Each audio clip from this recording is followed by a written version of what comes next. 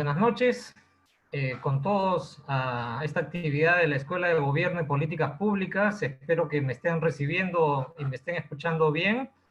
Estamos organizando esta actividad, digamos que es una actividad extraordinaria, dadas las circunstancias. Esperamos que todos ustedes estén bien en sus casas. Estamos en esta conferencia, conversatorio vía virtual. Muchas gracias a todos ustedes por su interés y por inscribirse. Como ustedes se imaginarán, pues nuestra universidad no puede detenerse en cuanto a su tarea de promover la discusión y la búsqueda de alternativas a los problemas del país. Y por eso es que ideamos esta conversación con el profesor Waldo Mendoza, que nos parece muy importante. En días recientes, el profesor Mendoza ha escrito varios artículos en el diario Gestión y en redes, proponiendo, digamos, llamando la atención sobre la gravedad de la crisis que estamos enfrentando y cuáles son algunas de las medidas que deberíamos tomar para salir de ella. El profesor Waldo Mendoza, para quienes no lo conocen del todo, es doctor en Economía de la Pontificia Universidad Católica del Perú, es docente de nuestra casa, ha sido jefe del Departamento de Economía, ha sido también viceministro de Hacienda en el Ministerio de Economía y Finanzas, ha sido miembro del directorio del Banco Central. Entonces es una persona muy calificada para referirse a estos temas. Y contamos también con la participación del profesor Flavio Aucejo, que es profesor de la universidad y es también director del área de formación continua de nuestra Escuela de Gobierno. Él tiene una maestría en políticas públicas en la Universidad de Oxford, ha sido gerente y miembro del consejo directivo de la SUNAS. Entonces también estoy seguro que él participará y planteará temas muy importantes en esta conversación. Déjenme dedicarle un minuto a hablar un poquito sobre las reglas de juego, digámoslo así, que vamos a seguir en esta sesión, para tener una mejor transmisión y para evitar que haya mucho ruido de fondo en este tipo de actividad, es que hemos silenciado los micrófonos.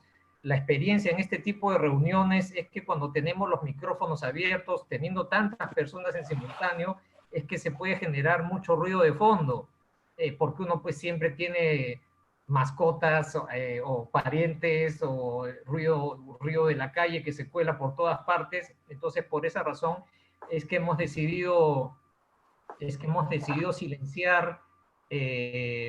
silenciar los micrófonos. Espero que el audio sí esté llegándole a todos.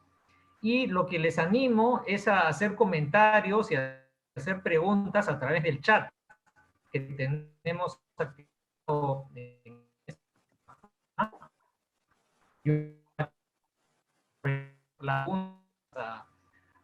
a Waldo, ¿no? Nuestra idea es tener 3 bloques de conversación en esta sesión.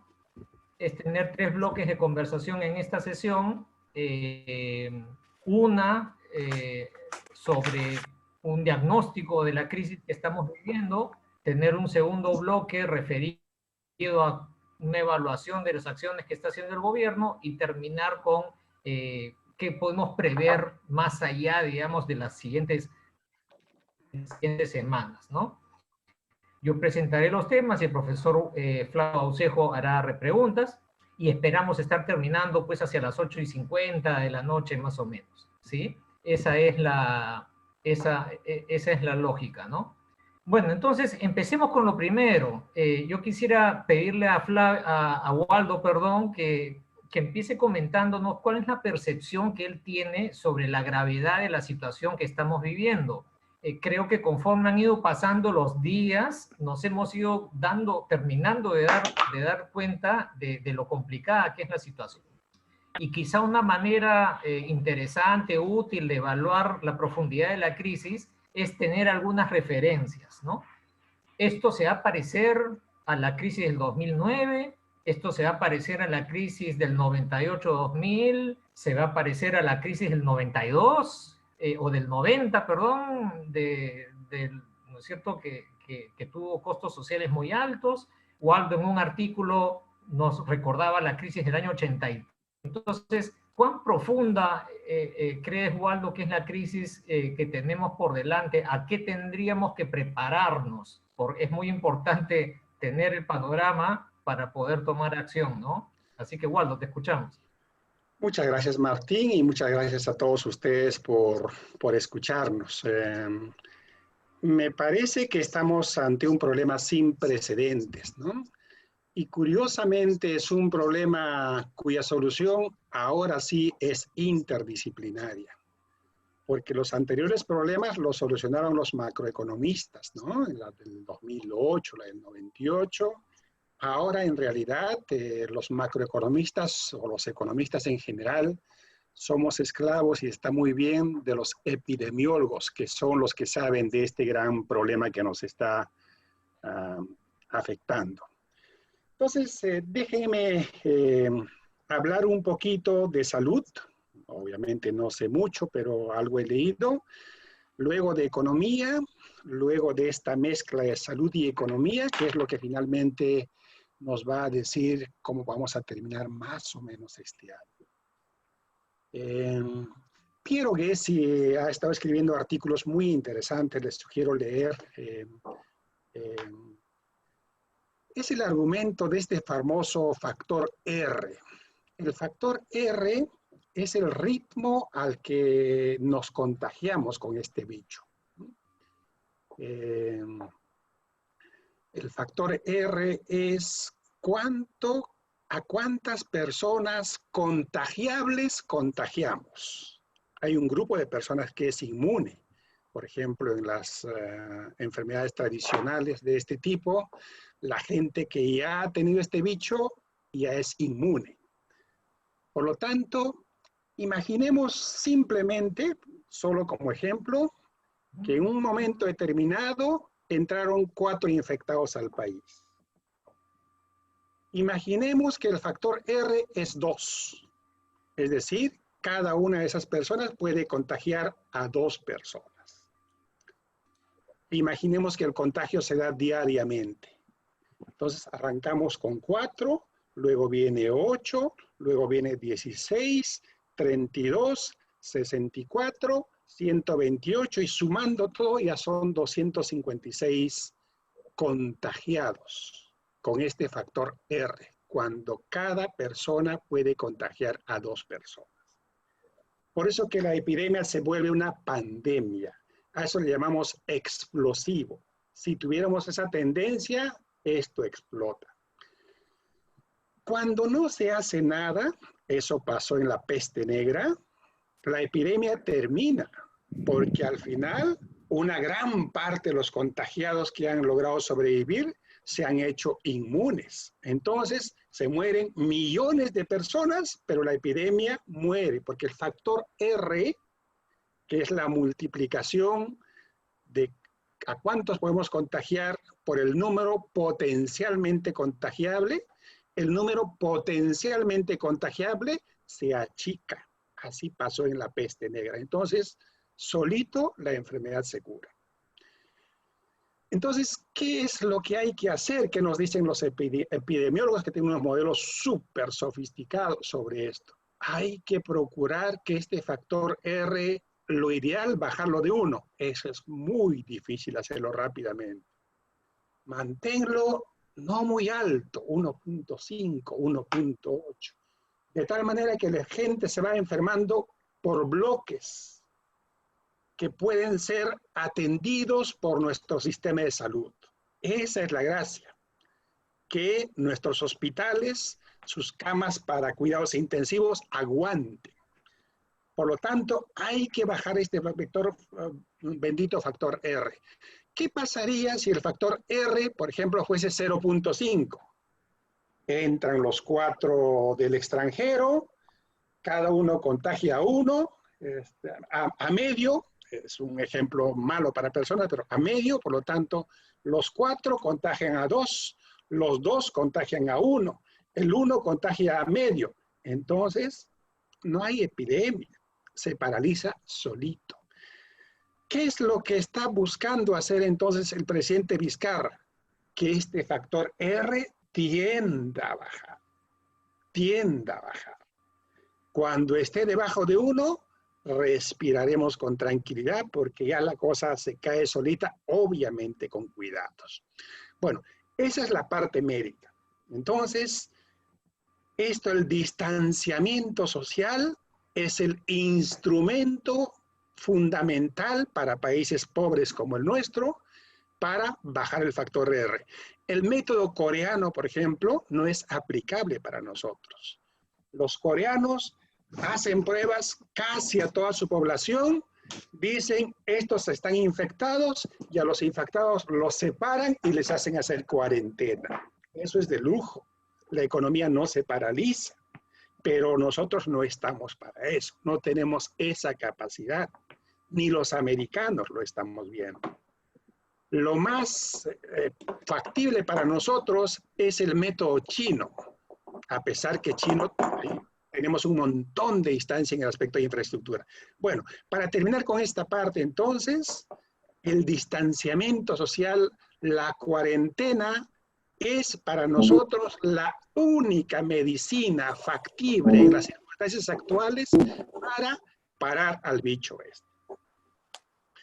Ahora paso a la economía. Bueno, ¿qué pasa cuando entramos en cuarentena? Aquí vale la pena hablar de la producción, el ingreso y el consumo. Bueno, si en la cuarentena están involucrados las personas, están los trabajadores, están las empresas. Por lo tanto, las empresas no producirán. Si las empresas no producen, no venderán. Si no venden, los trabajadores no tendrán ingresos. Entonces es un círculo recontra complicado. Entonces, un país que no tiene recursos ni siquiera puede hacer cuarentena, porque ¿cómo mantienes a la gente sin ingresos durante un mes, 2 meses o quizá más? Es imposible.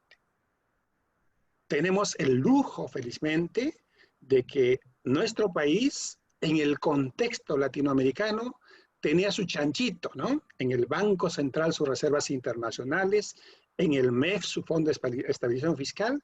Entonces, más o menos lo que está haciendo es pagarnos para que no nos movamos de la casa a los sectores vulnerables. Los bonos, las ayudas y todo eso es como pagarnos para que nos quedemos en la casa. Lo ideal sería también pagarle a las empresas para que no produzcan nada. Nada es una exageración porque los alimentos y las medicinas hay que seguir produciendo. Entonces, porque si las empresas abren, la gente empieza a trabajar y no hay cuarentena. Entonces, si un país tuviese un montón de recursos, nos pagarían a las personas y nos pagarían a las empresas para que dejen de producir, a las personas para que no salgan de su casa. Eso sería una situación ideal, ¿no? ¿Qué es lo que estamos haciendo en el Perú? A los sectores vulnerables, mal que bien, algo les está llegando. Por lo tanto, pueden soportar esta cuarentena. Por lo tanto, el factor R debe estar bajando. A las empresas también les están dando algunas facilidades para que no se mueran. Porque cuando pase este tema, van a haber personas fallecidas, ya están falleciendo, van a haber empresas muertas. Lo ideal es que pasemos a una situación con pocas personas muertas, con pocas empresas muertas. Históricamente, los problemas económicos en nuestro país raramente fueron generados por nosotros mismos. Quizá el primer gobierno de García es uno de los pocos casos en donde los problemas nos generamos nosotros mismos. Un problema macroeconómico hecho en el Perú. Pero la mayoría de los problemas que hemos tenido han venido del mundo, de la situación internacional. Podemos hablar del 76, podemos hablar del 98, podemos hablar del 2008. ¿Cómo son estos problemas internacionales? Para nosotros algo pasa en la economía internacional. Por un lado, dejan de comprarnos, por lo tanto, los precios de nuestras materias primas se caen. Por otro lado, los capitales, los dólares se van del país porque nos volvemos un país en el que no se puede confiar, no solo nuestro país, los países latinoamericanos. La plata se va, los capitales se van, el tipo de cambio sube al cielo, no hay crédito, etc. Así son normalmente las crisis que vienen de afuera. ¿Cuáles son las crisis más grandazas que han venido de afuera? La del 29, que es la crisis más fuerte que hasta ahora ha tenido la humanidad. La del 98 ha sido una crisis fuerte. La del 2008 ha sido una crisis fuerte. ¿Qué cosa provocan esas crisis fuertes? Solo para dar un ejemplo. La crisis 2008-2009, a pesar que la enfrentamos más o menos bien. En el año 2008, la economía había crecido en 9%. Cuando vino la crisis en el año 2009, la economía solo creció en 1%. O sea que el crecimiento de un año para otro fue 8 puntos menos. ¿Correcto? Eso es como producto de la economía internacional, porque en el país adentro no pasó nada en el año 2008-2009. Bueno, eso que les estoy contando está pasando ahora en el mundo, porque en el mundo también la gente está en su casa, las empresas están produciendo, pie de página. Donald Trump cree que se puede reactivar en medio de este problema. Eso es imposible, porque el instrumento para combatir este bicho, el instrumento para bajar el factor R es mandar a la gente a su casa. Ese es el instrumento. Y eso es recontra recesivo. Por lo tanto, la depresión de la economía mundial va a ser, sin lugar a dudas, mucho más grande que la del 2008, mucho más grande que la del 98 y posiblemente mucho más grande que la Gran Depresión del año 29. ¿Correcto? Por lo tanto, ya podemos inferir si una crisis internacional como la del 2008 ha hecho que nuestra economía, que estaba creciendo a 9%, crezca a 1%, una crisis más grande, estoy hablando solo del efecto del contexto internacional, nos golpeará mucho más duro. El problema es que, con otras palabras, aun si no tuviésemos paciente cero, aun si no hubiera entrado nadie con coronavirus al Perú, aun si no tuviéramos ni un infectado en este momento, estaríamos recontra golpeados por la economía internacional. ¿Correcto? De eso estamos hablando. Entonces tenemos los efectos de la Gran Depresión que se va a producir en el mundo este año y tenemos los efectos del coronavirus. Por lo tanto, nunca hemos tenido esto. Lo más parecido es, como lo decía Martín, 1983, porque en el 83 fue un año de crisis latinoamericana, crisis de deuda, los capitales se fueron, el tipo de cambio se fue al cielo, etc. Y además tuvimos el fenómeno del Niño. Un problema internacional y un problema doméstico. ¿Qué pasó en 1983? El PBI se cayó en casi 11%. De eso estamos hablando. Entonces, las proyecciones macroeconómicas en este caso son casi, digamos, lógica pura. Más o menos como decir, si estas crisis internacionales y estas quería terminar, el COVID evidentemente es muchísimo más grande que el Niño. El Niño estaba localizado geográficamente. COVID afecta a todo el país. O sea, el choque interno, el problema interno, COVID-19 es infinitamente más grande que el choque provocado por el Niño, que es el niño más grande de los últimos 50 años. Resumiendo, entonces, inferencia lógica. Si en este año vamos a tener el choque externo más grande de nuestra historia y vamos a tener el choque interno me parece que también el más grande de nuestra historia, tendremos la caída más grande de nuestra historia. Es inferencia lógica nomás. Entonces, hay que pensar en caídas de 2 dígitos. De eso estamos hablando. De eso estamos hablando. Para terminar, lo que está haciendo el gobierno, yo lo firmo en un 99%. O sea, ahorita no podemos hablar de reactivación económica. Eso es, ¿cómo vas a reactivar y los mandas a la gente a su casa? No se puede. Hay que procurar, las políticas son básicamente generar una cuarentena y hacer que la gente pueda resistir a la cuarentena. Entonces, para la población vulnerable, sus 380 soles, que seguramente se le duplicarán, con escasez, con pobreza, permitirá que la gente permanezca en su casa. Y a las empresas, con las cosas que se están haciendo en materia de crédito, materia de impuestos, les apoyará a que no se te caigan.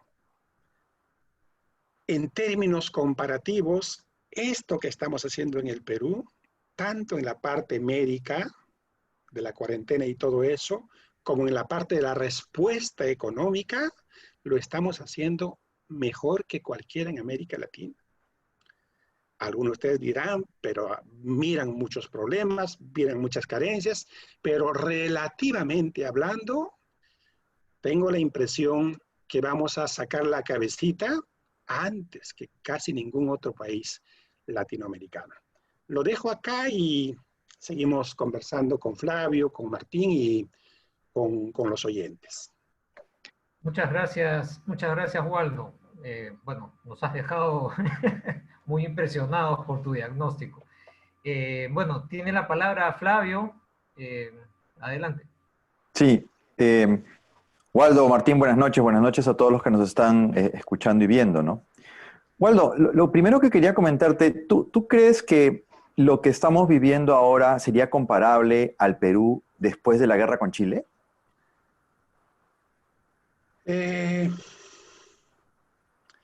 Cuando uno mira la historia del Perú, Bruno Seminario tiene un libro lindísimo donde reconstruye las cifras macroeconómicas desde 1670, algo así, ¿no? Y en ese largo recorrido, lo que encuentra es que las 3 grandes crisis, grandes depresiones, grandes retrocesos de la economía peruana fueron 3. En primer lugar, evidentemente la guerra con Chile. Segundo lugar, la guerra de la independencia. Y en tercer lugar estaba la crisis del expresidente García.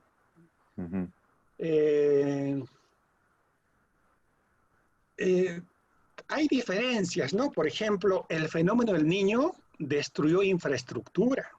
En el norte, la infraestructura de carreteras, caminos y todo eso quedó destruido. Este COVID no va a destruir nada de infraestructura.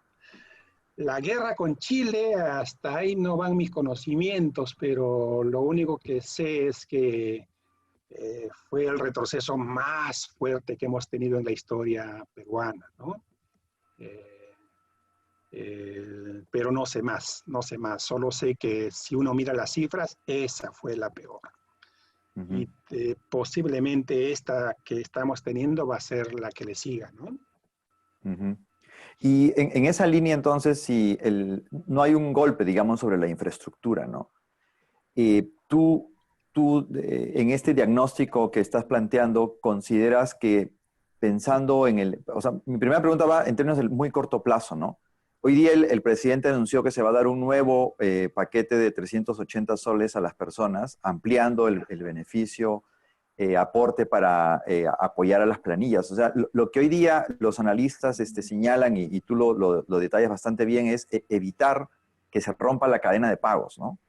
No sé si podrías explicar un poquito más en detalle qué significa que evitar que se rompa la cadena de pagos y si a lo que tú ya has venido analizando, escuchando, ¿consideras que hay algún elemento adicional que el gobierno debería acelerar? Porque el otro elemento clave aquí es el tiempo, ¿no? La oportunidad de la intervención, la oportunidad en el uso del instrumento y la cirugía fina en la aplicación de dicho instrumento, ¿no? Entonces, ¿cómo generas el balance entre la oportunidad, el tiempo y el tipo de instrumento preciso para evitar que justamente este elemento que parece que es la clave de todo no se materialice, que es el rompimiento de la cadena de pagos?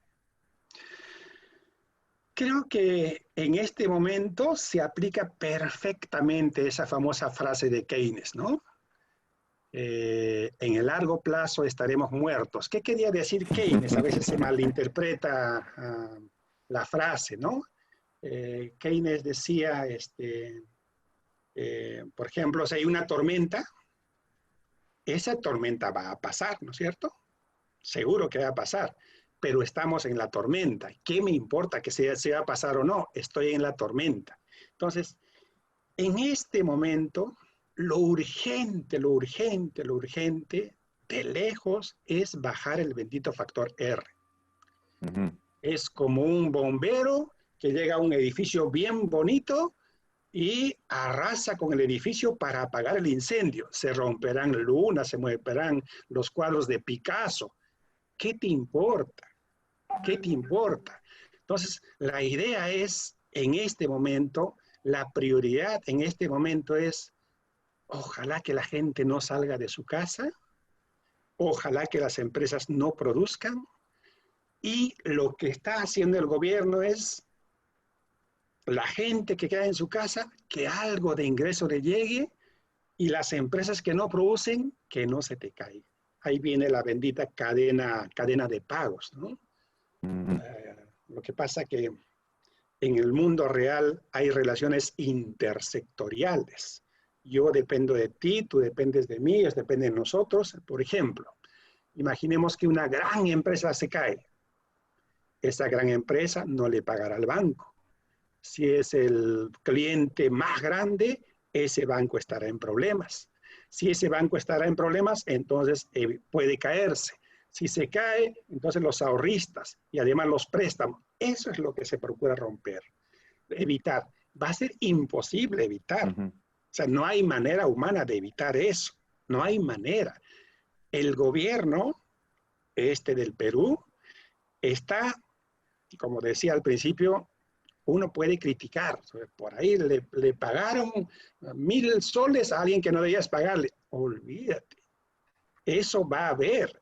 Estamos en un incendio, hay que apagar el incendio y si por ahí se nos fue la mano, pero el incendio hay que apagarlo.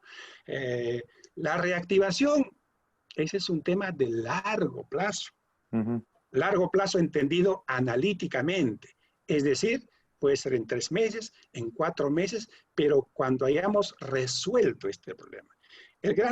Esto es secuencial. Primero el COVID y después el resto. Perdón, Entonces, perdón que interrumpa. Para intentar ir cerrando esta primera etapa y ya entrar más netamente a la siguiente, eh, quería que le diéramos una última vuelta al diagnóstico que has hecho sobre la profundidad de la crisis, ¿no? Digamos, ¿qué comentarías digamos, si alguien te dijera lo siguiente?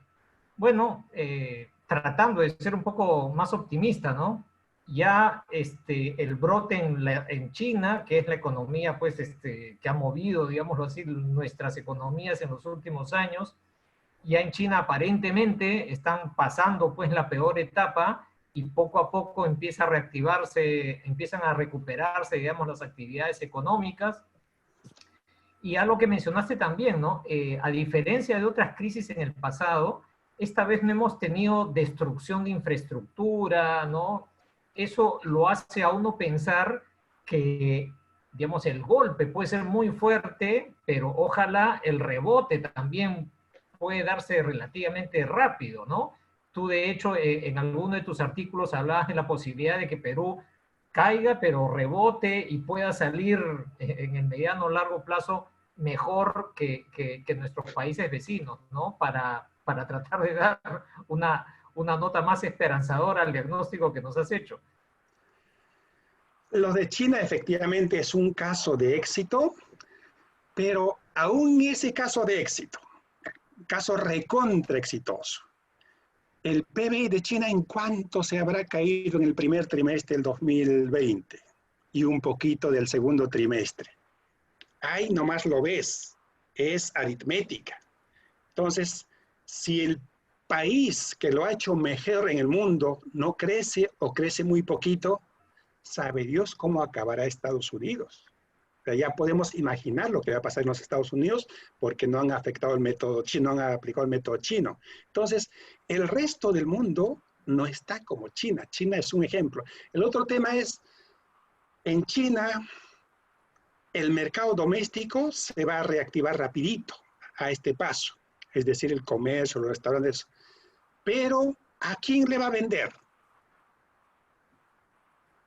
No va a poder vender al mundo, ¿no? Porque todo está parado. Por esos dos motivos es que incluso China, siendo un caso exitoso, no va a tener mercado porque el mercado va a estar malo. Lo de la infraestructura, allí en realidad no sabemos, no sabemos. Imaginemos una empresa que no vende durante un trimestre y que está pagando salarios. ¿Cuántas van a quedar vivas? ¿80%? ¿90%? No sabemos. Entonces, muchas empresas no van a sobrevivir. Es matemáticamente imposible que lo hagan. Entonces, no habrá destrucción de infraestructura, pero en el camino van a quedar empresas regadas por los suelos que no van a poder pagar sus créditos y bancos también con algunos problemas. 2021, la tasa de crecimiento va a ser espectacular, pero es un tema estadístico. Si te caes en 10, 11, 12%, el año siguiente un 6% no es nada, ¿no? Entonces es mi proyección de un crecimiento alto en el 2021 asume una caída fuerte en el 2020, ¿no? Y como para terminar, todo esto tiene un costo fiscal inmenso, inmenso, que felizmente lo podemos solventar. Estoy pensando en Argentina. ¿De dónde van a sacar la plata para hacer lo que en el Perú estamos haciendo? No tienen plata. Entonces, ¿qué van a hacer? Lo que nosotros hacíamos en los 80. El Banco Central de Argentina le prestará plata al Ministerio de Economía Argentina, se emitirán billetes y en una de esas terminan con una hiperinflación.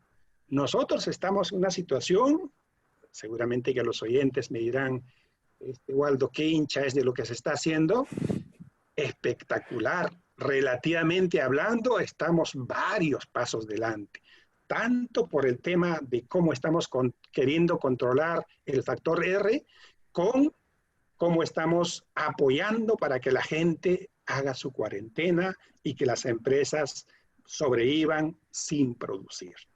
Ahora, Waldo, para entrar ya al tema de las medidas que está tomando el gobierno, has dicho que en general estás de acuerdo, pero también has pintado un panorama pues tremendamente difícil para las unidades económicas y para las familias en general, ¿no?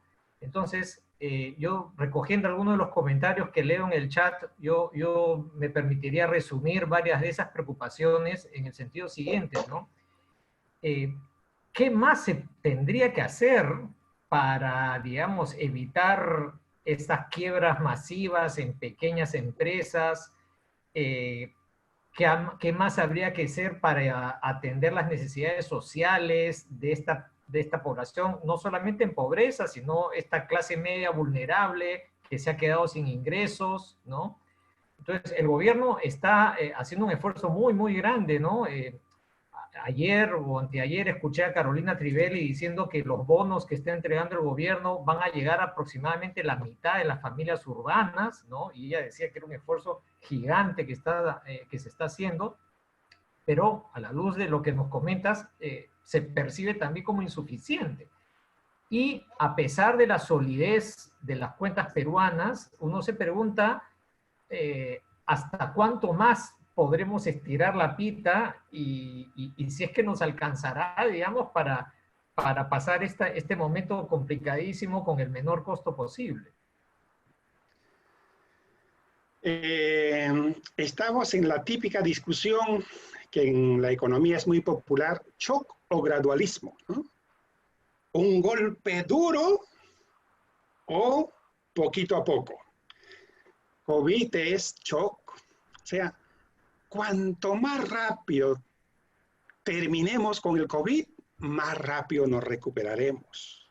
Eso es, digamos, pongo mi mano al fuego por esa expresión. El instrumento para combatir al COVID es mantener a la gente en su casa y mantener a la gente, a las empresas sin producir, salvo lo fundamental, lo esencial.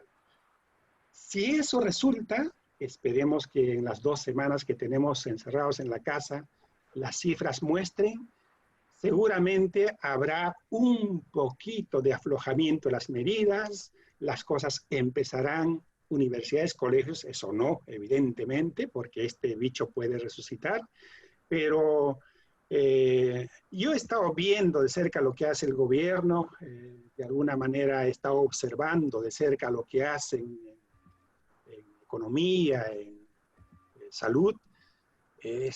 Imposible para mí dar sugerencias. Me parece que en medio de las dificultades están haciendo lo mejor posible. Para empezar, su diagnóstico es correctísimo y el presidente lo ha hecho bien ayer, ¿no? El método para matar el COVID es el aislamiento social. Y las cuentas fiscales, es imposible saberlo porque este choque nadie te lo aguanta. Entonces, estos choques cuestan 5, 6, 7% del Producto Bruto Interno. De eso estamos hablando.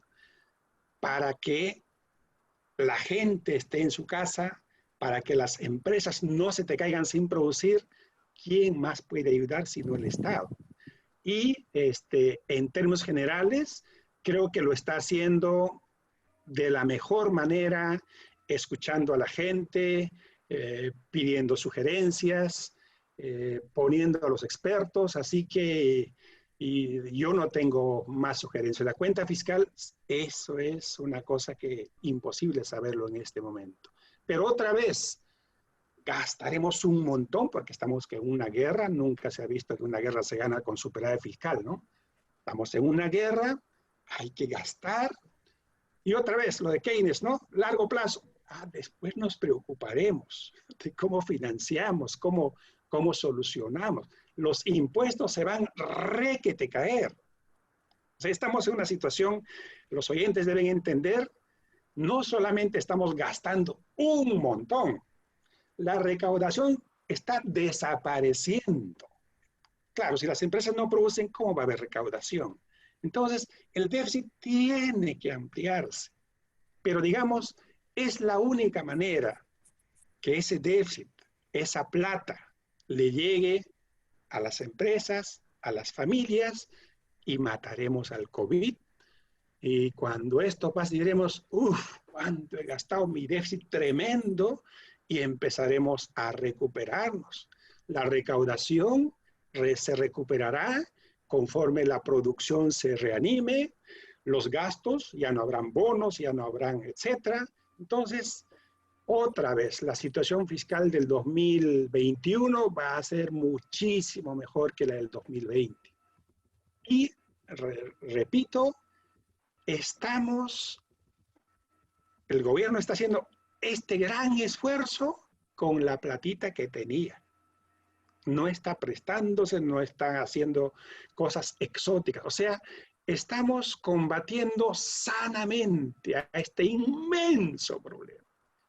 Cuando alguien me decía, Waldo, ¿y por qué la deuda pública tan bajita? Ahora estamos viéndolo. Pues una deuda pública bien bajita es nuestra bomba atómica para poder gastar, como la ministra lo ha dicho, lo que se necesite. Flavio, ¿algo que comentar? Sí, oye, Waldo, pero o sea, me parece bien bacán la aproximación. Pero creo que la pregunta que está entre los que nos están viendo y oyendo es esa espalda fiscal será tan grande, ¿no? Porque si el instrumento es que todo el mundo esté en su casa, en realidad no sabemos cuánto tiempo tenemos que estar en la casa para que el instrumento funcione. Y también entiendo pues que en guerra uno no mira los soles, ¿no? Pero ¿cuál sería tu comentario, digamos, decir, oye, ¿es suficientemente grande esta espalda? Y la segunda pregunta y última es, ¿y cuál sería tu comentario frente a lo que yo tengo que hacer en la economía, en la microeconomía, o sea, en la economía de la casa, ¿no? O sea, yo que estoy ahorita en cuarentena, digo, ¿no? El ciudadano de a pie que está en cuarentena y sobre todo aquel que es independiente, que no tiene ingresos de una empresa, ¿no? ¿Cuál sería tu comentario frente a esa situación? Imposible pensar en estas cosas que pueda haber cirugía fina, ¿no? Eso es imposible. Eso no lo hacen ni los japoneses, ¿no? Es imposible. Y cuando explico, por motivos pedagógicos, exagero un poquito, por ejemplo, todo el mundo en su casa. Eso es imposible, ¿no? Porque hay gente que tiene que producir alimentos, que tiene que producir medicinas, los médicos, etc. Entonces, los independientes, hay que rezar para que estas transferencias le lleguen a la gente más vulnerable. Y en eso entiendo que el gobierno está haciendo, porque ¿qué cosa más le podríamos decir? O sea, la recomendación ahorita, quédate en tu casa. No hay más que hacer. No hay más que hacer. Y hay que rogar para que estas medidas del gobierno no dejen sin ingresos a familias vulnerables. Y creo que estamos en esa dirección. Las espaldas, no sabemos, pero ni te preguntas de eso ahora, porque incluso exagerando, aunque sea plata con maquinita, si es para matar el COVID-19, vale. Después veremos cómo restablecemos todo eso. Waldo, y leo en el chat varias preguntas, inquietudes, digamos, que aterrizan, ¿cómo decirlo?, a nivel micro de las familias, que obviamente muchas de las personas que te escuchan dicen, caramba, ¿qué es lo que las familias deberían hacer con sus ahorros, con la platita que tienen de su CTS, en fin, ¿qué orientación podrías dar a ese tipo de preocupaciones que por supuesto son muy importantes? Mira, yo creo que hay que pensar que de esto no salimos en mayo, junio. Es decir, aunque lleguemos a combatir al COVID hacia mayo, junio, digamos, la recuperación no va a ser inmediata. Entonces, a las familias hay que pensar que si tienen algo, guárdenlo, economicen, porque no es que las empresas van a resucitar al día siguiente. Esto va a tomar su tiempo y seguramente hacia fin de año empiece la resurrección macroeconómica, ¿no? ¿Qué hacer con la platita? Eso es más complicado. Mucha gente debe estar preocupada con el tipo de cambio, ¿no? Ese tipo de cambio no tiene nada que ver con el COVID nuestro, tiene que ver con el COVID internacional. Ese COVID internacional ha paralizado la economía mundial, no nos compran, el precio del cobre ha caído en 20-30%, tenemos menos dólares, el tipo de cambio sube. Además, en estos momentos álgidos, generalmente los grandes inversionistas, esos que manejan la plata de los pensionistas norteamericanos, por ejemplo, esos que manejan plata como el PBI del Perú, dicen, ¿dónde pongo la plata? Y los países subdesarrollados empiezan a ser países mal vistos y toda la plata se va a los Estados Unidos, a la compra de bonos del Tesoro americano. Si salen los dólares del país, entonces el tipo de cambio sube. ¿Por qué no está subiendo tanto como en Chile, como en Colombia?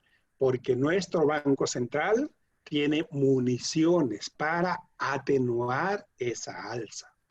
Otra vez, sus municiones tampoco son infinitas, duran un cierto tiempo. Por eso que, por lo menos, cuanto más antes combatamos el COVID, ojalá nos alcancen las municiones. Muy bien, ya para ir cerrando, no sé, Flavio, o Waldo, bueno, y después finalmente una reflexión final, Waldo, para cerrar la sesión. Simplemente decir que Oh, estamos perdón, viviendo. no sé si Flavio tiene un último comentario antes de darte la palabra, Waldo, para que cierres. Sí, en realidad mi comentario iba un poco tratando de pensar un poquito más adelante, ¿no? Porque cuando hablamos de la cadena de pagos, no todos los sectores tienen la misma exposición, ¿no? O sea, evidentemente hay sectores que van a estar muy golpeados como el turismo, ¿no? Pero entiendo, digamos, que este no es el momento de pensar en eso, ¿no?